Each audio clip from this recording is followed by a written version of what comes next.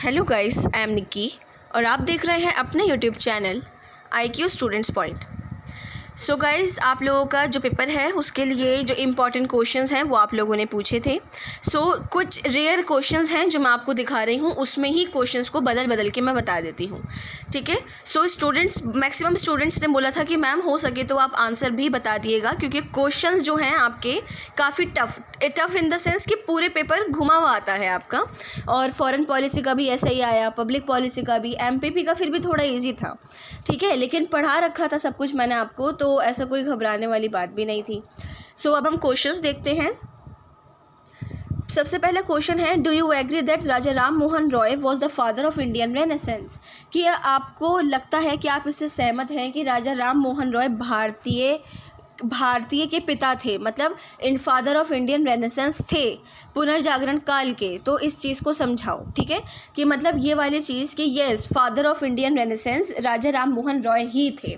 अब आपको स्टार्टिंग ऐसे करनी है, इनका इंट्रोडक्शन लिखना है, उसके बाद आपको उस इंट्रोडक्शन में वो चीज़ बतानी है कि फर्स्ट ऑफ ऑल इनको राजा की उपाधि कैसे मिली थी, सेकंड थिंग कि इन्होंने मतलब किस तरीके से अपनी लाइफ में क्या क्या चीज़ें करी थी। परिचय के अंदर थोड़ा बहुत आपको डिफ़ाइन करना है, ठीक है। उसके बाद आपको इनकी थ्योरीज़ बतानी है, सती प्रथा वाली, बाल विवाह वाली, विधवा विवाह वाली, और फिर उसके अंदर वो इंक्लूड करना है कि इनकी भाभी थी वो इनकी बिल्कुल बेस्ट फ्रेंड जैसी थी, बट उनके हस्बैंड की डेथ पर उनको भी जला दिया गया था, सती प्रथा। तो फादर ऑफ इंडियन रेनेसेंस के अंदर ना ये चीज़ें राजा राम मोहन रॉय की एक्सप्लेन करना बहुत ज़रूरी है। इसी चीज़ से पता लगता है कि इंडिया के रेनेसेंस के लिए, पुनर्जागरण के लिए राजा राम मोहन रॉय ने सती प्रथा ख़त्म करी, बाल विवाह ख़त्म करा, विधवा विवाह करा, विधवा पुनर्विवाह 1857 एक्ट आया था वो हुआ, ठीक है। तो वो सारी चीज़ें इसके अंदर बताई जाएंगी। लास्ट में कॉन्क्लूजन कि हाँ आप सहमत हैं कि जो हमारे कौन है, ये राजा राम मोहन रॉय पुनर्जागरण काल के पिता हैं, ठीक है। नेक्स्ट क्वेश्चन है, discuss Vivekananda view on ideal society. सीधी विवेकानंद की जो मेन थ्योरी है आइडियल सोसाइटी की, आदर्श राज्य की, वो पूछी गई है, आदर्श समाज की, ठीक है।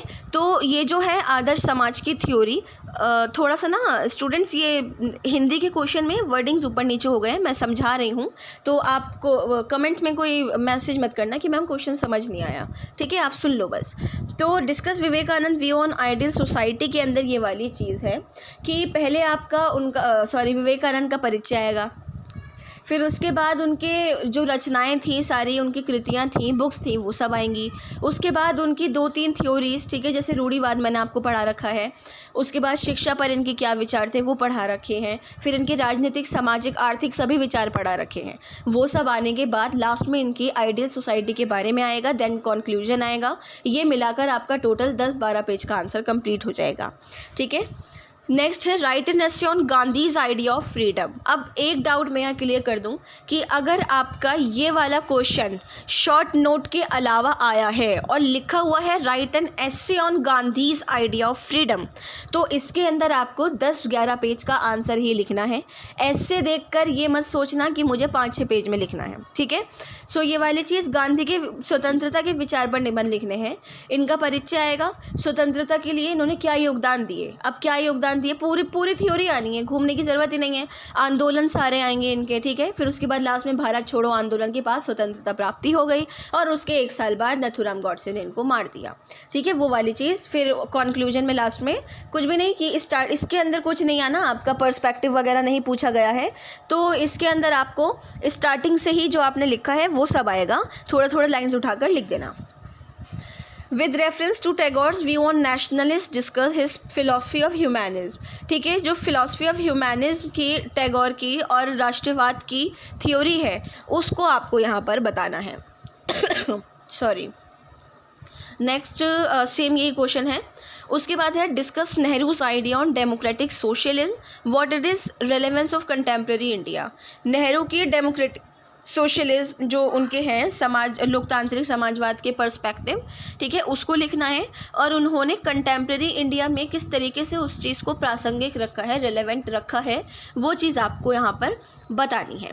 ठीक है स्टूडेंट, शॉर्ट नोट की अगर हम बात करें तो शॉर्ट नोट के अंदर इन्हीं सब चीज़ों में से आएगा। जस्ट लाइक गांधी का कोई सा आंदोलन पूछा जा सकता है। ठीक है, मैंने आपको सारे आंदोलन पढ़ाए हैं गांधी के। उसके अलावा पंडिता रमाबाई की जेंडर पर थ्योरी जो है वो शॉर्ट नोट में आ सकती है, सेपरेट क्वेश्चन पे भी आ सकती है, बट प्रीवियस टाइम पर वो शॉर्ट नोट में ही आई है, दैट्स वाई मैंने एक क्वेश्चन आपके लिए नहीं रखा है।